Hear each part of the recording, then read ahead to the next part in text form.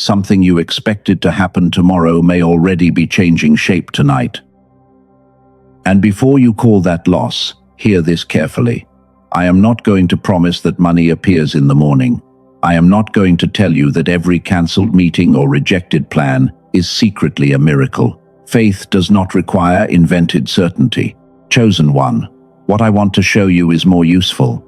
There is a difference between losing your future and losing the version of your future you rehearsed.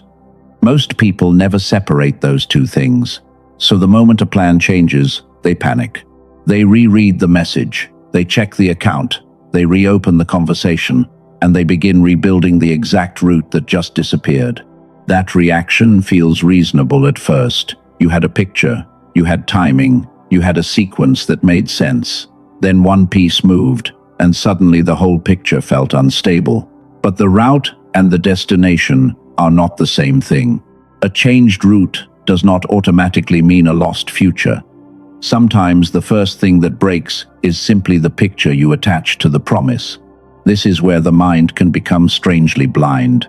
The harder you search for the old route, the less attention remains for anything that does not resemble it. A different opportunity can stand beside the closed one and still feel invisible. A useful delay can appear, and you label it failure before you understand what it changed. I call the old version the deleted draft. The deleted draft is the future you already wrote in your head. It is the job arriving through one company. It is the relationship healing through one exact conversation. It is the money coming through one channel. It is the answer appearing on the date you selected. The draft may feel sacred because you prayed over it, but your prayer and your prediction are not the same thing. Before this message ends, I want to show you three things. First, why losing the draft can feel exactly like losing the promise. Second, why the empty space after a plan changes can make you force a smaller answer. Third, why clarity matters so much when a larger possibility arrives in an unfamiliar form. That third part changes the whole message, because your future is shaped not only by what becomes available, but by what you can recognize. So think about the last time something important changed without your permission. What did your mind do first? Did it explore what had become possible, or did it immediately try to restore what had been lost? That reaction is not proof that you lack faith. It is evidence that the mind prefers a familiar future over an undefined one, even when the undefined one may contain more possibility. And this is the first shift I want you to make. Do not ask only, how do I get the old plan back? Ask, what can I see now that I could not see before? That question opens space. It does not deny disappointment. It simply stops disappointment from becoming your only interpretation. If you recognize yourself here, say, I release the old route. Not as a prediction, not as a performance. Say it as a decision to remain open long enough to see clearly, because what comes next explains why a changed plan can feel like rejection, even when rejection is not the only possible meaning. The hardest part is often not the change itself. It is the meaning you attach to it within the first few minutes. A message arrives. A meeting moves. Someone says no. The account does not change when you expected it to. And before the facts are even complete, your mind starts writing a verdict. You think, I missed it. You think, I ruined it. You think, God must be closing the whole future. But that conclusion moves too fast. The plan changed. Your worth did not. The route may have disappeared. The destination may still exist through a form you have not considered. This is the first breakthrough. What you planned and what you are ultimately moving toward are related, but they are not identical. Confusing them creates pain that feels spiritual, even when part of it is simply attachment. Watch how this works in ordinary life. You wanted one job because you believed it meant stability. You wanted one person to return because you believed it meant love. The deeper desire may be real, but the route you selected is only one proposed answer. When that route becomes sacred in your mind, every other answer starts looking wrong before you have examined it. That is why the deleted draft matters. It is not merely a plan on paper, it becomes a mental contract. You tell yourself that if this happens, then I am guided. If this person stays, then I am chosen. If this door opens, then the prayer worked. And without noticing, you make your peace dependent on one arrangement. The moment that arrangement changes, your identity begins to shake with it. Chosen one, this is where you need a cleaner distinction. A closed door is information. It is not a complete interpretation. A delay is information. It is not a verdict on your value. A changed timeline is not proof that you were forgotten. Quick certainty can be more dangerous than honest not knowing. Think about Joseph for a moment. His life did not move through a clean line that any person would have selected in advance. The pit did not resemble promise. The prison did not resemble promotion. And yet the point is not that every painful event guarantees a dramatic reward. A route can look completely wrong, while still becoming part of a future that could not have been predicted from the beginning. That gives you permission to stop worshipping the first draft. You do not need to call every disruption divine. You do not need to pretend loss feels good. You only need to stop making one route responsible for your entire future. That is where agency returns. You can grieve what changed and still remain available to what becomes possible next. Here is a question worth carrying into the next 24 hours. What was the destination beneath the plan? Was it security, connection, meaningful work, freedom, contribution? You begin to notice that your real desire may have more than one doorway, and some of those doors were impossible to see while the original plan occupied the whole frame. So, when your mind asks, "How do I get back what I lost?" give it a second question. Ask, "What was I truly trying to reach?" Then ask, "What roots exist now that did not exist before?" Those questions do something more important. They return you to discernment instead of panic. The route changed. Your worth did not. Hold that sentence, because the next danger appears in the space after the old plan falls and before the new direction becomes clear. That space can make even wise people rush, force, overcheck, and choose badly just to feel certain again. And if you do not understand that gap, you may rebuild the very thing you were being invited to outgrow. There is a particular kind of discomfort that appears after a plan changes. Nothing has fully collapsed, but nothing feels settled either. You are between answers.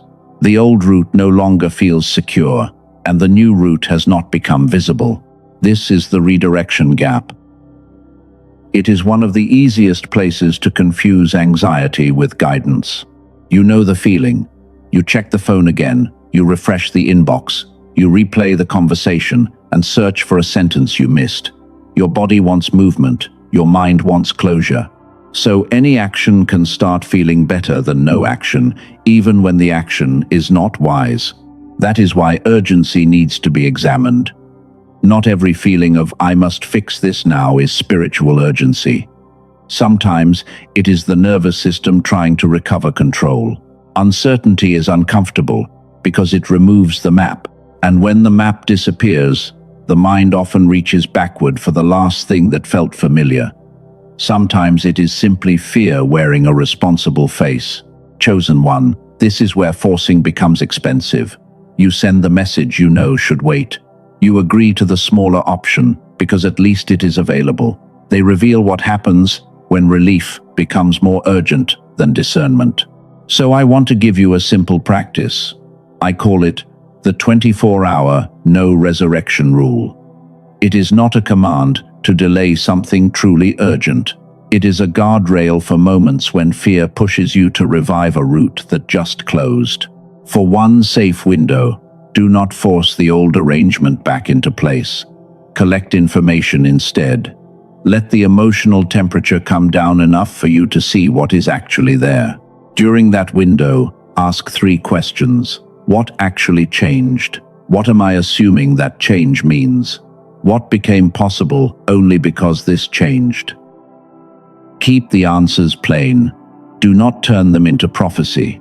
Separate the fact from the story, because the story is usually where panic multiplies. Maybe the fact is that one meeting was postponed. The story is that your whole opportunity is gone. Facts can be difficult. Stories can make them feel permanent. This is the hidden mechanism inside the redirection gap.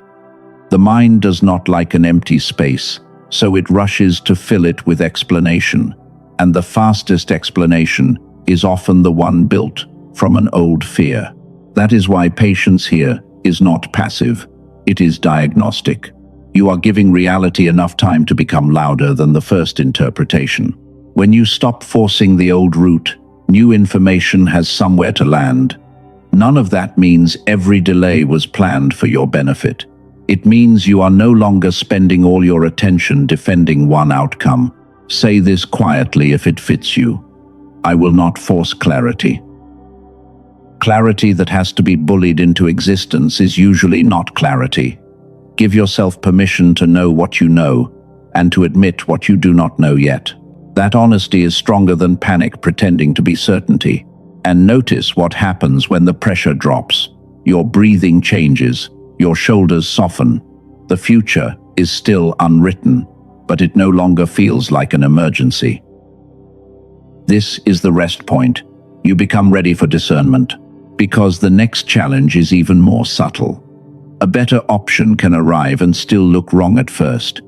It may look smaller on the surface or arrive through a person you did not expect. And if you only recognize what is familiar, you may reject what is better before you understand what it is. A better option can arrive and still look wrong at first. That is one of the strangest parts of redirection. You imagine that if something is truly better, you will recognize it immediately. You expect peace, certainty, and a clear sign. But the mind often recognizes what is familiar before it recognizes what is useful. Familiarity feels safe, even when it belongs to a smaller season. Chosen one. This is where many people turn back too early. A new path appears, but it does not match the picture they carried. The person is different. The timing feels inconvenient, so they dismiss it before they have actually examined it. They call it wrong, when the deeper truth may simply be that it is new. I call this recognition lag. Recognition lag is the delay between something valuable appearing and your mind becoming able to see its value. It happens because the old plan trained your attention. You were looking for one shape, one route, one kind of answer. When something arrives outside that frame, the first reaction can be resistance instead of curiosity. This does not mean every unusual opportunity deserves a yes. Discernment still matters. Wisdom still matters. Facts still matter. But there is a difference between rejecting something because it is unwise and rejecting it because it is unfamiliar. Familiar is not the same as faithful. Different is not the same as wrong. Imagine the work opportunity you nearly ignore because the title sounds smaller than the one you wanted. Imagine the conversation you almost avoid because it comes from someone outside your usual circle. Imagine a side project that seems modest, but it gives you access to skills, people, and leverage the original plan never contained. Bigger does not always arrive looking bigger. Sometimes bigger means more freedom. Sometimes it means one idea that changes later decisions. Sometimes it means leaving a narrow route so you can finally see several routes at once. The scale is not always visible on day one.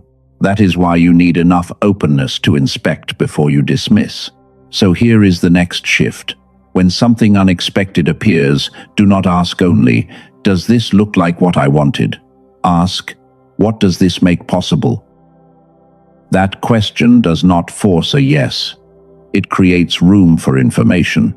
It lets you test the option without handing it control over your future. And there is another layer here. Researchers have also returned to a related question. What changes when the mind is able to integrate information with greater clarity instead of reacting from a narrow and overloaded state? I want you to hold that question, because we are going to return to it later. For now, notice the deeper point. The next door may not be hidden at all. The real question may be whether the mind, looking at it, is calm and clear enough to recognize it. Because the future can expand while your attention is still searching for the thing that disappeared. This is why recognition lag changes what appears next. You are not being asked to chase every new possibility. You are being asked to stop using familiarity as your only test. The next part is where this becomes uncomfortable, because even after you understand all of this, you can still reject the better option, for one simple reason: it does not feel like the future you practiced believing in. The uncomfortable truth is this: you can pray for a larger future and still reject it when it arrives in an unfamiliar form. You can ask for change while still requiring it to preserve what feels safe. Chosen one, this is the midpoint where the message turns. The issue is no longer only whether a plan changed. The issue is whether your mind can evaluate what replaced it without automatically comparing everything to the deleted draft. A better option can fail your old expectations and still deserve a closer look. Familiarity becomes a hidden standard. You know how the job should look. You know how provision should arrive. Then something different appears, and the first feeling is not excitement. It is suspicion. The mind says, "This cannot be it, because this is not how I pictured it." That reaction is recognition lag at work. It does not prove the new path is right. It proves only that unfamiliarity can distort the first reading. The practical move is simple. Discern before you dismiss. Gather evidence. Ask what the option requires. Ask what becomes possible if you explore it carefully. This also protects you from the opposite mistake. You do not need to romanticize every closed door. You do not need to call disappointment a blessing before you have processed it. Maybe the timing was wrong. Maybe someone made a bad decision. Spiritual maturity can hold uncertainty without inventing a divine explanation for every event. That matters because some of you are skeptical right now. You are thinking, maybe I am simply trying to make disappointment sound meaningful. Good, keep that question. Skepticism can be useful when it keeps you grounded. The goal is not to force a spiritual story. The goal is to become clear enough to see what the facts actually support. So, use 4 tests. Is the new option true to your values? Is it practically sound? Does it expand your capacity instead of feeding panic? Can you explore it without abandoning wisdom? These questions slow the emotional rush and return you to discernment. Say this, if it fits you: I choose discernment over panic. It means you refuse to let fear decide before reality has finished speaking. You can be open without being gullible, but there is still a deeper problem. You can understand every word I have said and remain completely stuck. You can know the route is not the destination. You can tolerate the gap. You can recognize that unfamiliar does not mean wrong. And yet, when the moment comes to decide, your thoughts can still feel foggy and fragmented. Why does insight sometimes stay as insight? Why does understanding fail to become movement? That missing piece is not another prediction about tomorrow. It is not another demand to believe harder. It has to do with the condition of the receiver making the decision. This is where the question I asked you to hold begins to matter. What happens when the opportunity changes, but the mind evaluating it is overloaded, exhausted, or locked into the old pattern? You can have a new door in front of you and still process it through yesterday's fear. The next breakthrough is the deepest one so far. Because once you understand the receiver, you stop treating every moment of mental fog as a character flaw, and you begin asking a much more useful question. What would help me become clear enough to recognize what is actually here? Here is the deeper problem. Insight can be correct, and still fail to become movement. You can understand what changed and recognize a new possibility. But if your mind is foggy, overloaded, or scattered, the decision can still feel impossible. Chosen one, do not turn that into a moral accusation. Mental fog does not automatically mean weak faith or low intelligence. Sometimes the receiver is simply carrying too much noise. This is what I call receiver readiness. The question is not only, what is being offered to me? The question is also, what condition am I in while I evaluate it? An overloaded mind can miss patterns. A frightened mind can confuse relief with the right decision. That is why clarity belongs inside this conversation. Sleep matters, stress reduction matters, quiet reflection matters. Tools can matter too. None of these replace prayer, wisdom, or responsibility. So, let us close the loop we opened earlier. I asked what happens when the next door is visible, but the mind looking at it is not operating with enough clarity to recognize it. The opportunity can be present while your ability to use it is reduced. Insight is real, but insight alone is not movement. This is also where a piece of research used in the materials for one particular tool becomes relevant. Those materials point back to Dr. Roger Sperry and his Nobel Prize-winning work on the two hemispheres of the brain. The product makers use that research as the foundation for a whole-brain synchronization approach designed to support clearer mental processing. The materials also describe people who felt mentally foggy. One woman from California described becoming clearer after using the program consistently. A man from Texas described a similar shift, saying familiar mental fog began to lift. These are personal reports, not guarantees. Your experience can be different.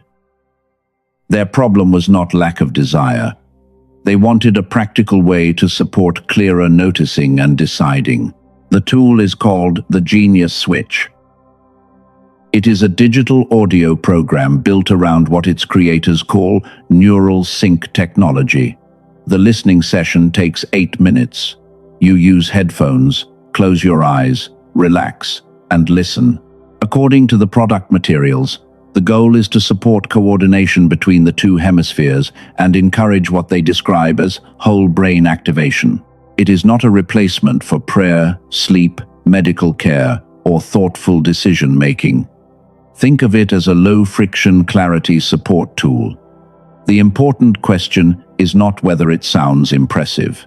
The important question is whether the mechanism and the routine make sense for you. This is not for everyone. It is for the chosen one who is ready to stop treating every cloudy day as a character flaw. If that sounds like you, examine it carefully rather than buying from emotion. At the time this offer was prepared, the product page listed the program at $49, with an additional offer bringing it to $39. It also listed 4 bonuses and lifetime digital access. The materials describe a money-back guarantee as well. Offers can change, so check the current page before making any decision. The deeper cost is not about missing a discount. If persistent mental fog is affecting your choices, address it through better habits, professional support when appropriate, or a tool like this, if it fits. One more thing matters. Use only the official source linked in the description and pinned comment if you want to examine this specific product. Similar names can appear elsewhere, but the mechanism described here belongs to the version presented by its creators. Read the details for yourself. Do not let urgency decide for you. If this approach resonates with you, the information is in the description and pinned comment. Read everything first. Decide from clarity. The tool does not replace God. It does not replace obedience. It does not choose for you. It can only support the receiver. And that brings us back to the real message. You can have insight without movement. You can see the door and still need enough clarity to walk through it. What changes next is not the promise. It is the way you arrive at the threshold. A tool can support clarity. It cannot become the source of your faith. It cannot obey for you, forgive for you, or choose the next step for you. Chosen one. Keep that distinction clean. What was described earlier is only a support for the receiver. God is not reduced to a tool, and your future is not purchased by using one. The deeper current of this message is still the same. A changed plan does not erase your worth. A closed route does not define the whole destination. And a clearer mind does not guarantee that every choice becomes easy. Clarity simply gives you a better chance to see what is actually in front of you, instead of seeing only what fear expects. Imagine tomorrow morning for a moment. You wake up, and the old plan is still gone. Nothing has magically returned overnight, but something inside you is different. You do not grab the phone with panic in your chest. You do not rush to rebuild yesterday. You sit with the facts long enough to ask a better question. What is true here, and what am I only afraid might be true? Then an unexpected option appears. Maybe it is a conversation you almost ignored. Maybe it is work that does not carry the title you pictured. Maybe it is a person offering a connection you would once have dismissed. The old version of you asks whether it matches the draft. The clearer version asks whether it is wise, whether it is honest, and whether it deserves exploration. That is the difference between chasing signs and practicing discernment. You are not looking for a mystical excuse to say yes. You are learning to examine what becomes possible without demanding that it resemble what disappeared. Familiarity is no longer your only test. Some of you still carry another resistance. You believe bigger outcomes belong to people who are more gifted, more spiritual, or more deserving than you. But that is not the lesson here. Bigger does not mean you are better than someone else. It can mean the next path fits your present capacity, calling, and values more fully than the old one did. You do not have to earn permission to look again. You do not have to punish yourself because the first route failed. You can learn from it, you can grieve it, and you can still become available to something that fits better now. For the person who recognized themselves in the receiver conversation, that resource remains in the description and pinned comment. There is no need to force a decision. Read the details when you are clear and leave it alone if it does not fit. The invitation is gentle because your agency matters. Now bring your attention back to the future in front of you. The next step is not to predict what God will do. The next step is to become the kind of person who can meet change without collapsing into panic. That requires an open hand and a clear mind. Before this message closes, there is one sentence you need to be able to say before tomorrow arrives. It is not a sentence of hype. It is not a guarantee that everything becomes easy. It is a sentence that separates faith from control. But first, you need a way to practice it. You need a small process that takes the pressure off the future and returns you to what can actually be done today. That is what comes next. There is a simple way to meet the next 24 hours without forcing them. I call it the open hand protocol. It has 4 movements. None predicts the future. They reduce confusion and return you to what is real. First, name what changed. Keep it plain. The meeting was cancelled. The offer was delayed. The relationship did not move as expected. The money did not arrive when you imagined. Do not add a prophecy to the fact. Do not turn one event into a verdict about your whole life. Second, separate the destination from the route. Ask what you were truly trying to reach. Was it security, meaningful work, love, freedom, contribution, or peace? Then name the route you assumed had to deliver it. The destination may still matter, even when one route no longer serves it. Third, scan for what became visible after the disruption. Look for 3 possibilities you were not considering before. A conversation counts, a new question counts. A small option can reveal information that a large plan kept hidden. Fourth, receive one next action, not the whole future, not a permanent commitment.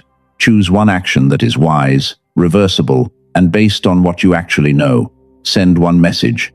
Gather one fact. Rest for one night. Ask one better question. The goal is movement without panic. There is one counterintuitive rule here. Do not search desperately for the bigger plan. Searching for something huge can become another form of control. Search instead for new information. Let the scale reveal itself later. Your attention no longer has to stay trapped inside the deleted draft. Now, make this physical. Unclench your hands if they are tight. Let your shoulders drop. Notice where uncertainty has been living in your body today. You do not have to remove the feeling. Just notice it without letting it make the decision. Picture the old plan as a page resting in your palm.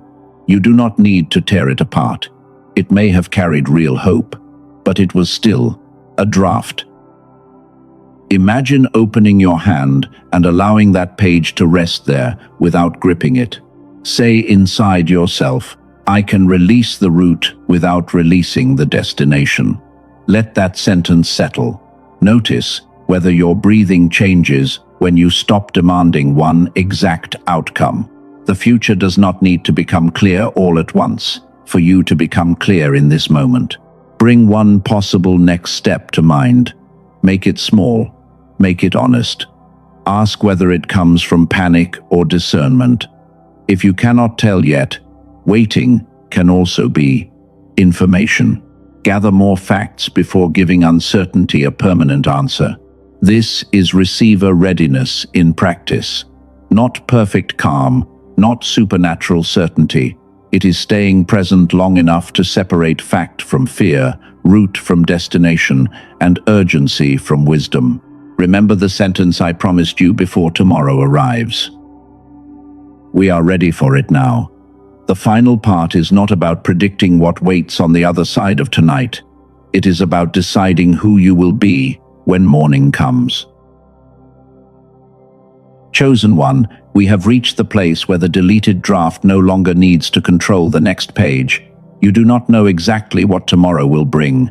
You do not need to pretend that you do. Faith can remain steady without demanding a complete map. So take a grateful pause. Not because every closed door was secretly good. Not because every delay will become a reward. Be grateful because you are learning to meet change without surrendering your clarity. Release the old route. Release the timing you tried to force. Release the need to know everything tonight. Release the shame that told you a changed plan meant you failed. Release the fear that says an unfamiliar door must be the wrong one. Let your hands stay open. Now say this with intention. I am not abandoned because a plan changed.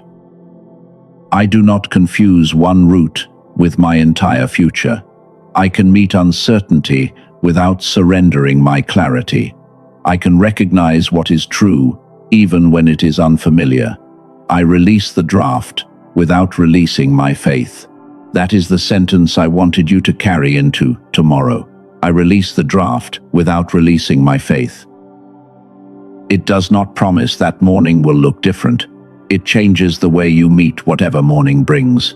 Remember the question from the beginning. If something larger entered your life in a form you did not expect, would you recognize it? You need an open hand, a clear mind, honest discernment, and courage to examine what does not resemble yesterday. Maybe the next step is small. Maybe it is only one conversation. Maybe it is one application, one boundary, 1 hour of rest, or one decision not to chase what already closed. Small does not mean meaningless. A clear step can change the direction of a season without announcing itself as a miracle. And if nothing dramatic happens tomorrow, this message still stands. Your peace does not depend on a spectacle. Your value does not rise and fall with one outcome. You can keep listening, learning, adjusting, and walking with integrity when the future stays quiet. The miracle is not that tomorrow obeys today's plan. The deeper transformation is becoming someone who does not need it to, someone who can grieve a route and remain open, someone who can lose certainty without losing themselves. If that is the posture you choose, right, I receive with open hands. Not as a demand for a reward. Let it be your declaration that fear will not close your attention before life has finished speaking. Tonight, you can rest without solving everything. Tomorrow, you can look again. You can ask what is true. You can notice what became possible. You can take one wise step and let the next one reveal itself in time. Chosen one, the route may change. The draft may disappear. But you are still here, still discerning, still capable of moving with courage. Walk into tomorrow awake. Walk into it with open hands. Amen.